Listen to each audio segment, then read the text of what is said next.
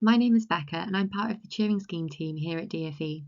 In this video, I will map out the application journey for the Turing Scheme academic year 2026-27, explain what you need to include in your application, how assessment works, and what strong responses to the assessed questions cover.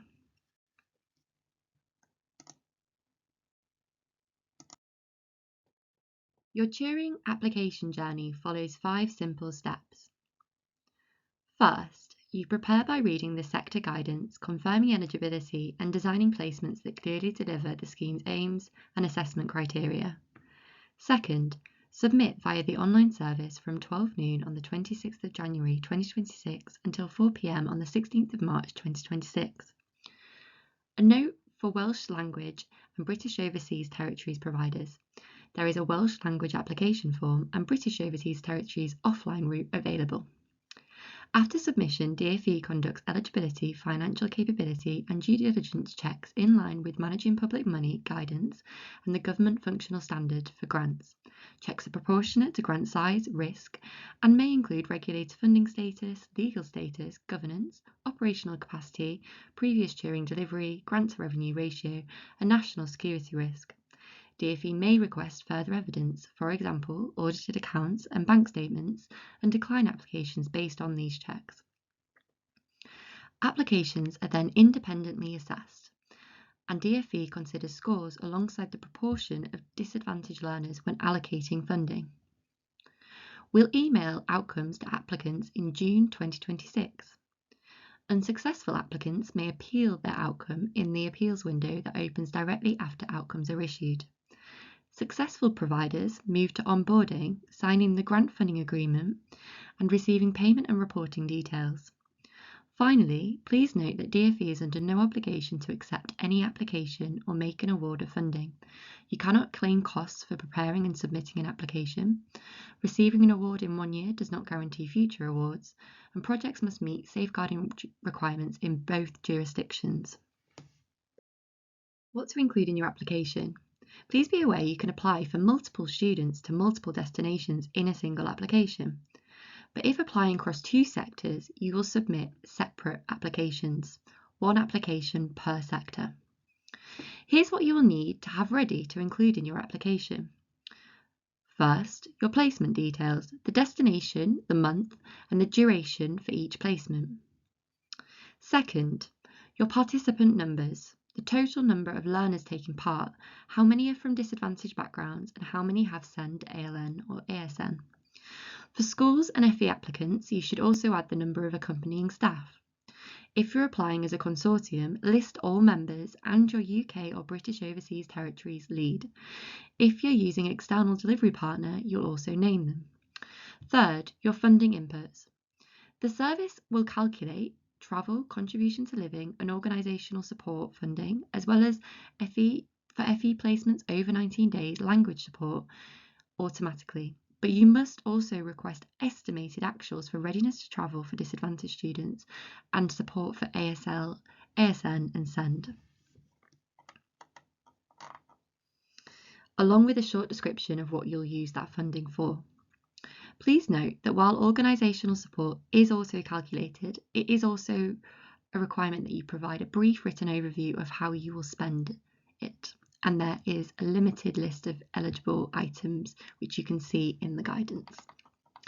Finally, you will answer the assessed questions within their word limits. These cover efficient delivery, enhancing transferable skills, widening opportunity, and 3 parts of a driving value for money criteria. We'll go over each of these in more detail shortly.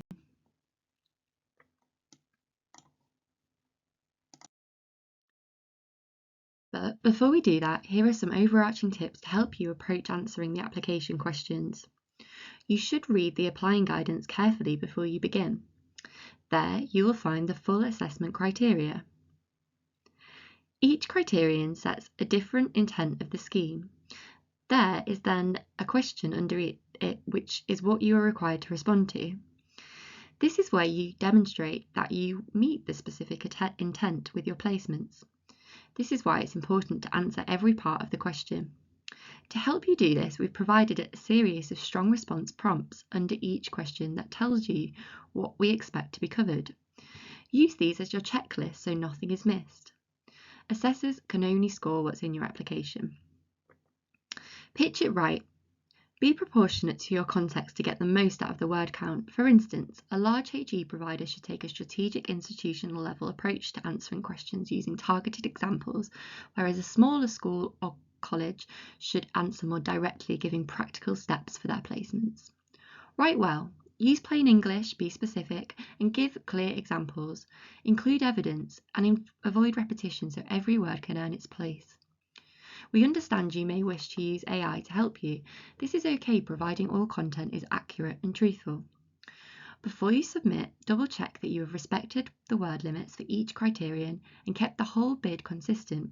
Your outcomes, destinations, and numbers should align across sections. Do a final coherence check to ensure the narrative and the funding asks match. Next up, I'll walk through each assessed question in turn, showing what a strong evidence-ready answer looks like and the common pitfalls to avoid. The first question, worth 10% of the overall score with a 1,200 word count limit, is on efficient delivery. Efficient delivery checks that you have the right plans, people, and systems to run placements smoothly and efficiently. It asks you to show how placements will work in practice, covering planning and capacity, risk and safeguarding, and governance, so assessors can see that a project will be well organised, high quality, and safe. A strong response will cover three main areas: a clear timeline and key milestones, and how your team structure, systems, and experience will manage delivery effectively. The main risks and your mitigations and contingencies, with safeguarding tailored to the placement types and learners' needs. And who's accountable for oversight and decision making, and how you'll ensure transparency and quality monitoring. If you're using a third party, you should also ensure your response shows their policies will be applied in practice and how you will maintain oversight and accountability. In previous years, aspects of this question have historically scored lower. Here are some pitfalls you can avoid. Avoid generic policy statements. Be specific about your organisation's processes, timelines, and controls. Don't list a subcontractor's policies. Show how they'll be used on your placements and how you'll stay in control of quality, safety, and spend. No one-size-fits-all safeguarding. Tailor measures to the activity, destination, and learner profile. Don't just list your risks. Consider also your mitigations and contingencies in the event that issues arise. And finally, avoid over-promising versus your capacity. Align your delivery plan to your team's size, systems, and experience to be realistic. The second question, worth 30% with a 1,000 word limit, is enhancing transferable skills. Its intent is to check that your placements are deliberately designed to help students and apprentices build the outcomes they need to succeed in life across core transferable skills, intercultural learning and global awareness, personal development, and where relevant, subject-specific knowledge. Assessors are looking for clear outcomes and a coherent design that uses structured, reflective, evidence-based activities to achieve them. Strong responses to this answer will cover three areas: identified outcomes by setting specific observable outcomes in each category, a clear justification of relevance, why these outcomes matter most to your learners' studies, lives and future careers, backed up by evidence and insight, and a link between design to outcomes demonstrated through showing how placement structure and activities are sufficiently challenging and supportive, with learning, reflection and progression woven in to reinforce impact. Some things to remember. Show the evidence or insight that informed your choice of outcomes. Use the scheme's 4 outcome categories correctly. See the applying guidance for our definitions. Avoid listing generic skills without explaining why they matter and how your placement delivers them. And lastly, for high volume projects where there are large numbers of destinations and placements in one application, respond proportionately with a clear framework and targeted examples rather than describing every placement. The third question, where 30% of the marks with a 1,000 word limit, is widening opportunity. Its intent is to ensure placements are inclusive and targeted, and that you will identify, prioritise and support learners from disadvantaged, underrepresented backgrounds and those with SEND to access placements and succeed on them. Assessors want to see who you'll fund, the barriers these students face, and robust evidence-backed plans to remove those barriers in line with the scheme's aims to widen opportunity. Strong responses cover 4 areas: an outline of who you plan to fund from the set groups of disadvantage, underrepresentation and SEND, and how this aligns with your access goals and wider student population demographics, backed by institutional data. The main challenges or barriers these students face in terms of accessing placements, and how additional Turing funding for disadvantaged and SEND learners will help overcome them.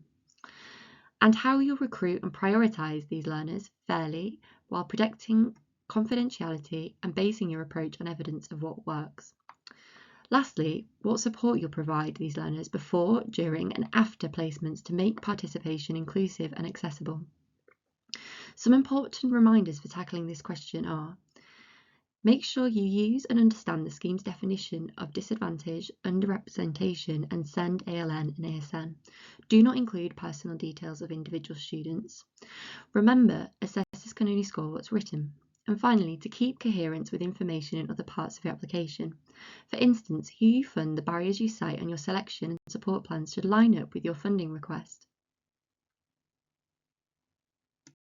Now, moving on to the driving value for money section of the application, which is worth 30% overall. The first question is destination justification, and it has a 400 word count limit. Its intent is to confirm that destinations are chosen for the right reasons, they should directly support your learner outcomes, strengthen international partnerships, and offer better value than alternatives while minimising environmental impact. Assessors want a reasoned, evidence-informed destination strategy that aligns with the outcomes you've set. Strong responses will show 4 things: how your chosen destination or destinations help to deliver the outcomes you stated in the Enhancing Transferable Skills section; how the destination selected will build or deepen long-term relationships with international hosts; how you assessed cost effectiveness of your destinations versus other options, considering travel, cost of living and overall value of the experience; and lastly, how you've considered sustainability impacts and steps to minimise negative effects when selecting your destination. Some things to remember when responding to this question: keep it proportionate. For high volume projects with many different destinations and placements, describe a clear institutional level destination strategy with targeted examples rather than listing every single placement. For smaller providers, like those of you in schools and colleges with only a small number of different destinations and placements, you should be more granular in your response. Next, ensure your choices are coherent with the outcomes you claim. And lastly, avoid generic rationales and tourism-led justifications. Next up in the driving value for money section, worth 30% overall, is cost effectiveness. This has a 400 word count limit. The intent here is around stewardship of public money. Assessors want confidence that you will manage costs efficiently and responsibly, achieve value for money, avoid duplication, and protect learner safety and well-being, all whilst supporting long-term benefits for students and institutions where relevant. Strong responses demonstrate 5 elements: clear internal checks and accountability. For third-party providers, robust due diligence, value for money assessment and ongoing performance monitoring. Practical strategies to reduce costs and avoid duplication, such as shared delivery or using existing infrastructure. Right-sized staffing plans that support learners without overspending. Demonstration that cost saving never compromises safety, especially for SEND or vulnerable learners. And an approach that supports lasting benefits of savings. Some pitfalls to avoid are any cost cutting that erodes safety, inconsistencies between your placement details and narrative, and finally, if using third parties, missing due diligence or value for money considerations. The last question in the value for money section and the application overall is on measuring impact. This has a 500 word count limit and is part of the 30% value for money weighting. The intent here is to show that you will evaluate placements proportionately and reliably to evidence value for money and student benefit. Assessors want to see how you'll measure outcomes, check whether support is working for targeted groups, collect meaningful evidence, and use findings to improve delivery and share learning. Strong responses cover 4 areas: A plan to track and measure the outcomes you identified under enhancing transferable skills before and after placements. A plan that will allow you to show whether SEND, disadvantaged and underrepresented learners are participating and achieving, and whether your support has helped them. Consideration of what data you'll collect and how you'll collect it, and how you'll ensure that evidence is meaningful, reliable and proportionate. And finally, a plan for how you'll share insights and apply them to strengthening future mobility and contribute to wider goals. Some pitfalls to avoid include relying on generic or unlinked measures, using vague evidence plans, and not having a clear plan to using findings for improvement.